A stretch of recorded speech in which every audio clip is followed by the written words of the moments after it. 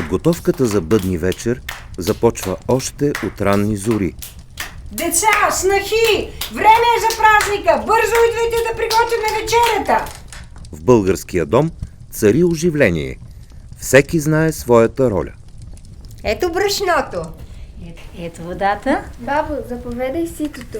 Благодаря. Аз ще меса питата, а вие колачетата. А ти, дете, ще гледаш и ще се учиш, защото това не е обикновен хляб, а благословия.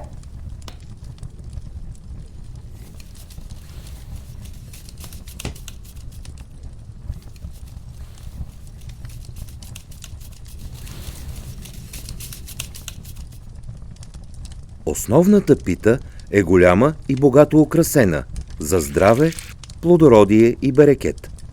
Замесва се и малка питка с късмети.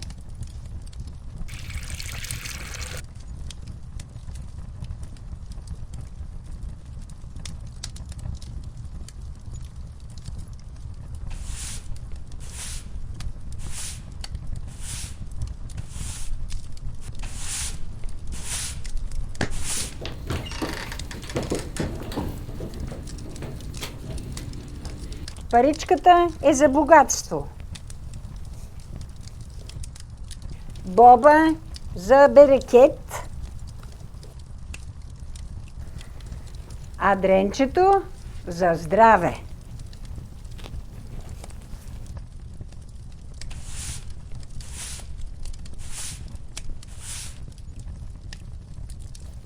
Булка, разбъркай, Боба.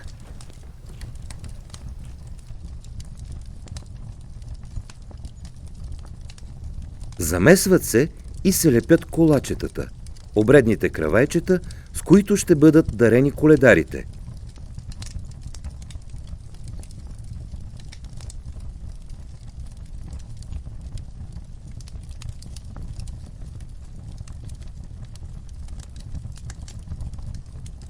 Децата с нетърпение очакват да опитат вкусните печива. После всички ще ядем.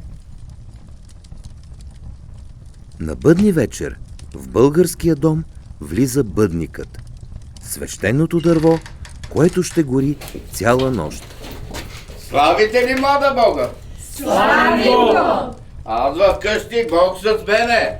Да има здраве, берекет, топлинка. Бъдникът носи живот, закрила и надежда за идната година. Добре дошъл, бъднико! Донеси ни топлина и плодородия. Амин! Бъдникът най-често е от дъб или круша, здраво и плодовито дърво. Колкото е по-дебел, толкова по-богата ще е годината. Приготвят се постните ястия: боб, сърми, пълнени чушки, тиквеник, ушав, орехи. Ястията са нечетен брой – 7, 9 или 11. Колкото повече, толкова по-богата ще е годината.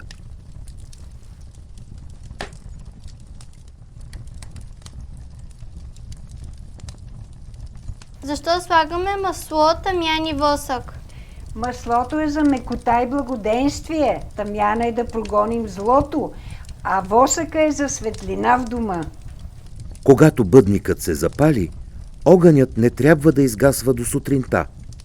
Пепелта му се пази. С нея лекуват, ръсят нивите и животните. Както гори този огън, така да гори живота ни. Светъл и спокоен. Дядо, защо гледаме огъня? По него гадаем, чедо.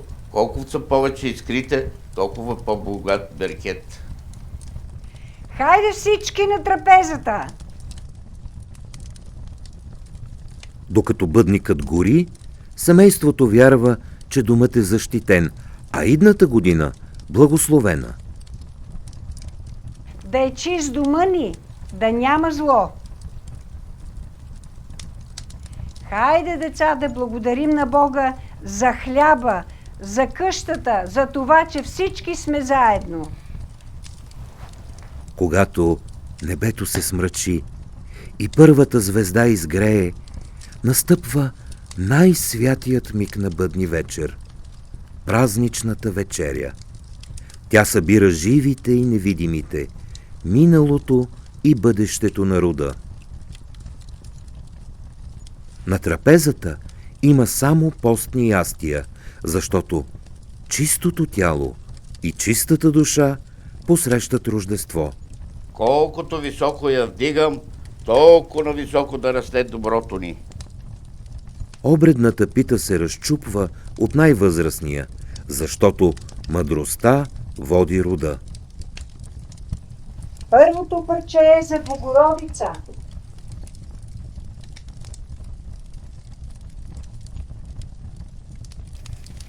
Второто за къщата. И сега по старшинство.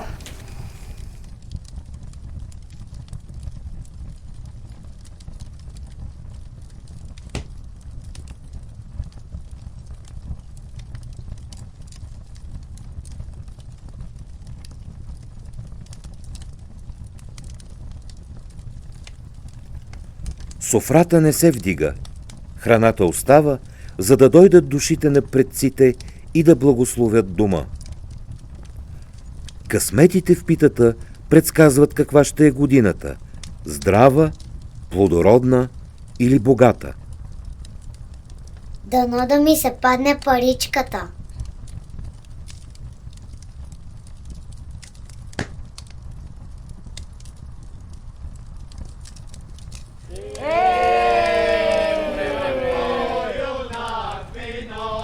Чувате ли? Коледарите идват.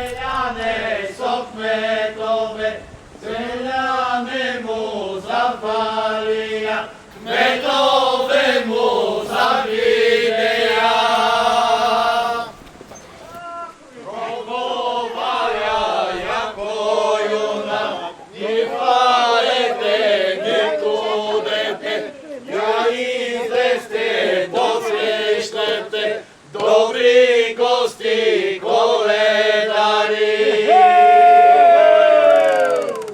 ще ги нося добри вести. Ой, коладе, мой коладе, добри вести, коледарски. Мой коладе, мой коладе. Овците се оягдия, мой коладе, кравите се отелия, мой коладе,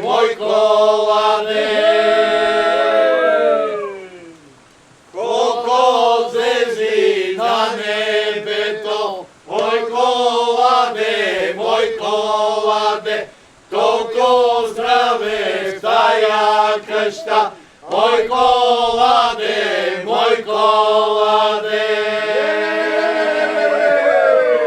Добре дошли, коледари!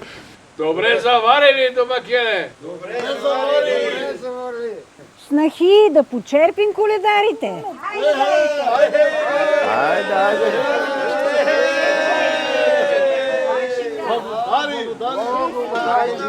Честита Коледа, коледари!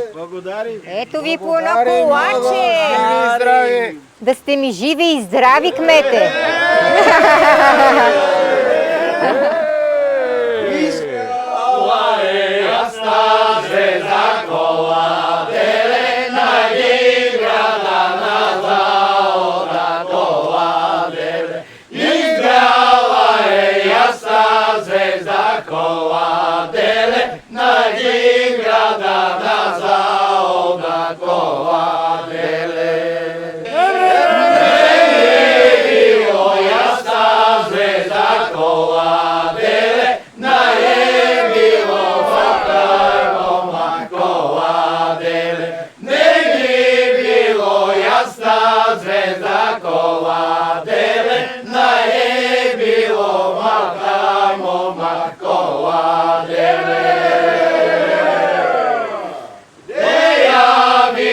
Стояно Чарко